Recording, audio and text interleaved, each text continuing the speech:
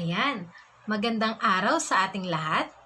Ngayon ay tatalakayin natin ang ikalawang bahagi ng aming ulat ni Ma'am Crystal Andoninos na may pamagat na Pagpapalawak ng Pangungusap. So, meron tayong tatlong paraan upang palawakin ang isang simpleng pangungusap. Ano-ano ang mga ito? Ito ay ang una, paggamit ng paningit bilang pampalawak. Ikalawa ay ang paggamit ng panuring sa pang-uri at pang-abay. Ikatlo ay ang paggamit ng kaganapan ng pandiwa. Isa-isahin natin ito. Una nating tatalakayin ay ang paningit. Ano nga ba ang paningit?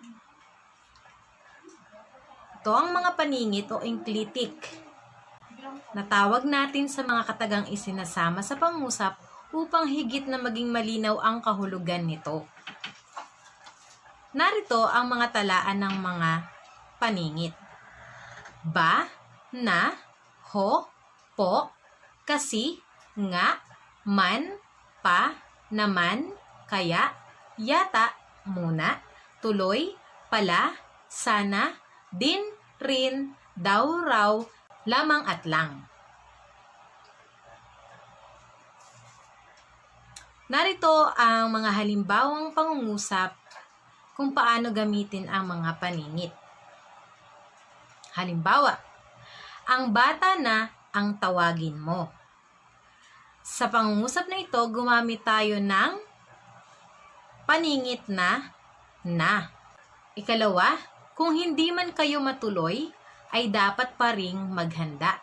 Ang ginamit naman nating paningit dito ay ang paningit naman.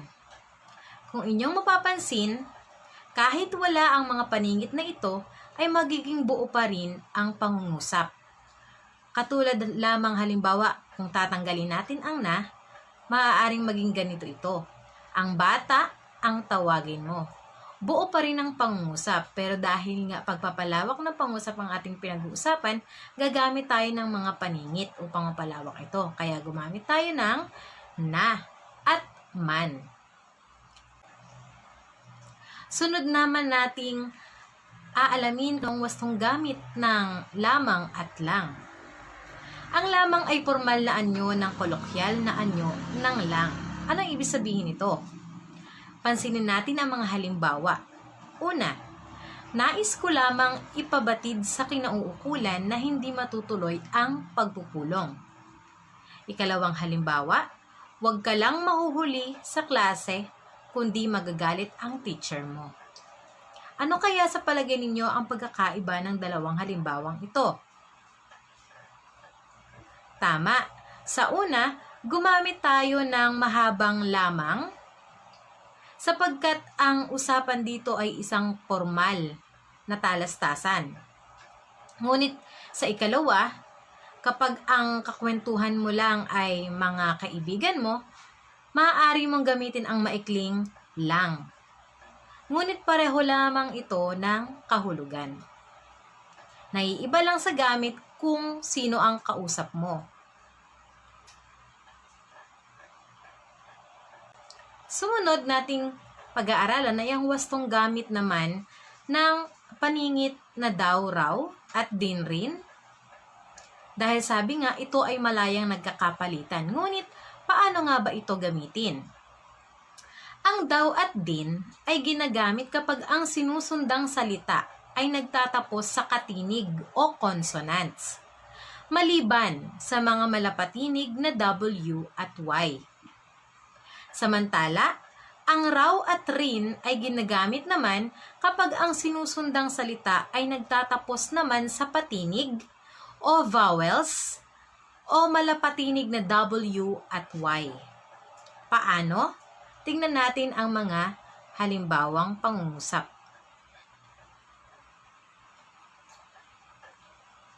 Halimbawa, malaki naman daw ang hinihingi mo kaya hindi kanya napagbigyan.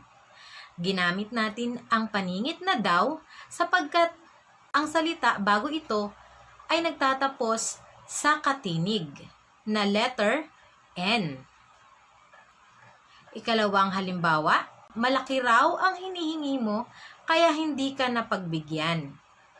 Gumamit tayo ng raw sapagkat ang salita bago ito ay nagtatapos sa patinig na I o I sa salitang malaki. Sunod na halimbawa, maswerte na rin naman ang batang iyon. Gumamit tayo ng paningit na rin. Bakit? Sapagkat ang sinusundang salita nito ay nagtatapos naman sa patinig na A. Ikalawang halimbawa, buhay raw ang mga nakulong sa minahan. Bakit kaya ginamit natin ang raw na paningit? Tama, sapagkat ang sinusundang salita nito ay nagtatapos sa malapatinig na Y. Ikatlong halimbawa, kalabaw raw ni kuya ang nawala. Ganun pa rin, ginamit natin ang raw sapagkat ang salitang sinusundan nito ay nagtatapos sa malapatinig naman na W sa salitang kalabaw. Ayan, nalaman na natin ngayon ang wastong gamit ng mga paningit. Sunod nating pag-aaralan ay ang pagpapalawak ng pangungusap gamit ang mga panuring sa pang-uri at pang-abay. Meron itong dalawang kategorya. Ito ay ang A. Pang-uri na panuring sa pangalan o panghalip. Letter B. Pang-abay na panuring sa pandiwa, pang-uri o kapwa pang-abay. Paano naman ito? Tunghayan natin ang mga susunod na slides. Una nating tatalakayin ay ang pang-uri na panuring sa pangalan o panghalip. Narito ang ating batayang pangungusap upang malaman natin ang pagkakaiba ng mga ito. Una, pagpapalawak sa pamamagitan ng karaniwang pang-uri. Gagamit tayo ng mga karaniwang pang-uri. Ito ay mga salitang naglalarawan. Ngayon, tingnan natin kung anong salitang naglalarawan sa pangungusap na ito. Ang matalinong mag-aaral ay scholar. Nasaan kaya ang pang-uring ginamit? Ito ay ang salitang matalinong. Ikalawa ay pagpapalawak sa pamamagitan ng pariralang panuring. Kapag sinabi nating parirala, ito ay grupo ng mga salita na hindi buo ang diwa. Katulad nito, ang matalinong mag-aaral sa klasiko ay scholar. Ano kaya ang pariralang panuring na idinagdag natin upang mapalawak ang pangungusap na ito?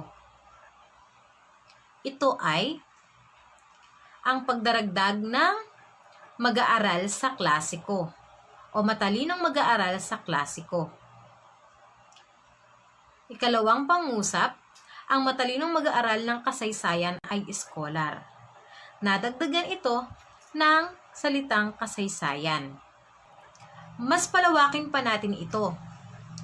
Tulad nito, ang matalinong mag-aaral ng kasaysayan ay scholar sa pamantasan. Kung iyong papansin, dinagdagan natin ito sa ikalawang bahagi ng pangungusap. Ito ay ang scholar sa pamantasan. Napansin natin na ang simpleng pangungusap ay lumawak pa ng lumawak sa pamamagitan ng paggamit ng pariralang panuring at karaniwang pang-uri. Sumunod ay ang paggamit naman ng pang-abay na panuring sa pandiwa, pang-uri o kapwa pang-abay. Paano naman ito mangyayari? Muli, ito ang ating batayang pangungusap. Ang mag-aaral ay scholar. Una, pagpapalawak sa pamamagitan ng ibang bahagi ng pananalita na gumaganap ng tungkulin ng pang-uri. Ano-ano ang mga ito? Una ay pangalang ginagamit na panuring. Gagamit tayo dito ng pangalan o noun bilang panuring. Pansinin natin ang pangusap. Ang mag-aaral na babae ay scholar. Ano kaya dito ang ginamit na pangalan? Tama, ang ginamit dito ay babae sapagkat ang babae ay isang pangalan o noun. Ikalawa, panghalip naman na ginagamit na panuring. Pag sinabi nating panghalip, ito ay humahalili sa pangalan ng tao, bagay, hayop, o lugar. Halimbawa, ang mag-aaral na babaeng iyon ay scholar. Nasaan kaya dito ang panghalip na ginamit? Tama, dinagdagan natin ito ng panghalip. Ang panghalip na ginamit ay iyon. Ayan, mapapansin natin na humahaba ng ating pangungusap o lumalawak ng ating pangungusap. Ikatlo, pandiwang ginagamit bilang panuring. Halimbawang pangungusap. Ang mag-aaral na babaeng iyon na nagtatalumpati ay scholar. Nasaan kaya ang pandiwang ginamit bilang panuring? Tama. Ang ginamit dito ay nagtatalumpati. Ayan, dahil ang nagtatalumpati ay salitang kilos. Sumunod ay pagpapalawak sa pamamagitan naman ng pang-abay. Ano nga ba ito? Ayan. Tandaan natin, ang pang-abay ay may tatlong uri. Ang pang-abay na pamanahon, ang pang-abay na pamaraan, at ang pang-abay na panlunan. Paano natin ito gagamitin bilang panuring? Unahin natin ang pang-abay na pamanahon bilang panuring. Halimbawa, umalis agad ang mag-anak. Gumamit tayo sa pangungusap na ito ng salitang agad na nagbibigay turing kung kailan ginawa ang kilos. Ito ay nagpapahayag ng pang-abay na pamanahon. Ikalawa, pagpapalawak sa pamamagitan ng pang-abay na pamamaraan. Ito naman ay sumasagot sa tanong na paano. Paano ginawa ang kilos? Halimbawa, patalilis na umalis agad ang mag-anak. Kung sasagutin ito ng tanong na paano ginawa ang kilos, ang sagot dito ay patalilis. Ayan. Ikatlo, pagpapalawak sa pamamagitan ng pang-abay na panlunan. Kapag sinabi natin pang-abay na panlunan, ito ay sumasagot sa tanong na saan. Ibig sabihin, lugar ang idinaragdag upang mapalawak ang isang pangungusap. Halimbawa, patalilis na umalis agad ang mag-anak sa bahay. Ang pang-abay na panlunan sa pangungusap na ito ay sa bahay sapagkat sumasagot ito sa tanong na saan sila umalis? Sa bahay. Ikatlong paraan ng pagpapalawak ng pangungusap ay ang paggamit ng kaganapang pandiwa na tinalakay na ni Ma'am Cristel Doninio sa unang bahagi. Ngayon ay papahapiwan kong muli kung paano ito ginagamit. Una, kaganapang-ganapan ng kilos ng pandiwa. Ibig sabihin, ang hahanapin natin dito sa pangungusap ay ang ganapan. Kapag sinabi nating ganapan, ito ay tumutukoy sa lugar kung saan ginaganap ang isang kilos. Halimbawa, nagpiknik ang mag-anak sa tabing dagat. Saan kaya dito ang ganapan? Tama, ito ay sa tabing dagat. Naganap ang kilos sa tabing dagat. O nagpiknik sila sa tabing dagat.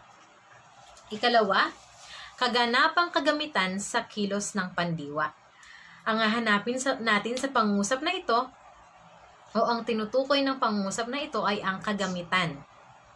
Halimbawa, sinugpo niya ang mga kulisap sa kanyang mga pananim sa pamamagitan ng bagong gamot na ito.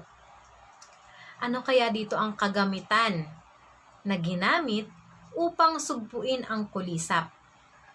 Ito ay sa pamamagitan ng bagong gamot na ito. Ikatlo ay ang kaganapang sanhi. Hahanapin naman natin dito ay yung dahilan kung bakit nangyari ang isang bagay o kung bakit naganap ang isang kilos. Halimbawa, yumaman siya dahil sa sipag at tiyaga. Ano kaya ang sanhi kung bakit siya yumaman? Ito ay dahil sa sipag at tiyaga. Ikaapat, kaganapang direksyonal. Pag sinabi nating direksyonal, ay nagtuturo ito ng isang direksyon. Halimbawa, tumakbo ang kriminal patungo sa liblib na puok na iyon. Saan patungo ang ginawang kilos sa pangusap na ito? O saan siya tumakbo? Ito ay ang patungo sa liblib na puok na iyon. Ikalima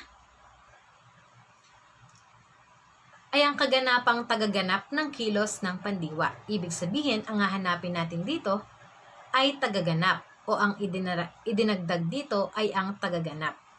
Halimbawa, kinagalitan ni Aling Maria ang kanyang anak. Sino kaya sa pangungusap ang tagaganap ng kilos? Ito ay si Aling Maria. Sumunod ay ang kaganapang layon. Ano naman ang ibig sabihin nito? Ito ay sumasagot sa tanong na ano. Halimbawa, namili ng mga alahas si Josefina. Ano kaya ang layon dito? Layon niyang bumili ng mga alahas. At panghuli ay ang kaganapang tagatanggap. Halimbawa, nagluto si Pining para sa mga bata. Ito ay sasagot sa tanong na, para kanino ang kilos na ginawa ni Pining? Ito ay para sa mga bata. Ayan, nalaman na natin ang iba't ibang paraan kung paano mapalawak ang isang pangungusap. Yan lamang at maraming salamat. Ang mga nilalaman ng ulat na ito ay mula sa aklat na Komunikasyon sa Makabagong Panahon, Batayan at Sanayang Aklat sa Filipino 1, Antas Terciaria, na isinulat ni Rolando A. Bernales. Hanggang sa muli, paalam!